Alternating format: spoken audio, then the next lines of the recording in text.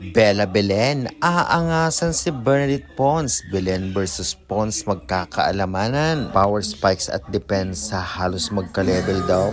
Magandang bakbakan to. Gemma Galanza mag-aariba din. Adorador hindi papayag. Opensa depensa ng both teams magkakaalaman ngayon kung sino mas malakas. Dahil bibigyan natin ng prediction preview ang magiging laban nila ngayong araw, February 21, 2026 sa preliminary sa PVL All Filipino Conference 2026. Kaya before that guys, please naman, huwag niyong kalimutan mag-like, comment, and subscribe and pa-hit the notification bell for more PBL valuable updates dito sa Pilipinas. Maraming salamat. And guys, syempre yung mga product natin yun sa baba, avail na kayo. Magka-commission lamang ko kahit 5 pesos ay okay na sa akin. At syempre kung ayaw nyo ng ating mga products dyan, pili lamang kayo ng ibang products, gamitin lang ang aking link. Thank you very much and God bless.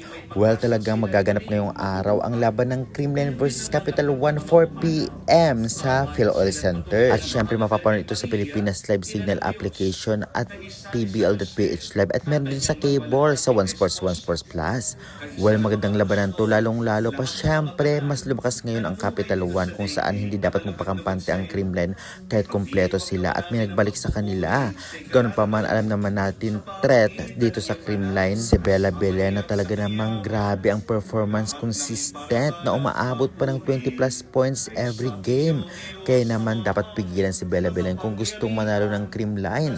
Samantalang kaya rin niyang tapatan dahil nga marami nagsasabing tapatan ito ng Pons versus Belen. Opensa depensa halos daw magka-level. Galanza naman versus Adorador at syempre grabe din ang depensa at blockings ng both teams, kaya naman magandang labanan to. Sa standing halos magkasunuran lamang ang dalawang team na ito, ngunit medyo lamang ang Creamline. Ganoon pa man, bilog pa rin ang bola at minapahirapan na rin ang Capital One ngayon. Kaya naman syempre, tiyak posible din kaya nilang talunin ngayon ang Creamline kahit pa kumpleto ito.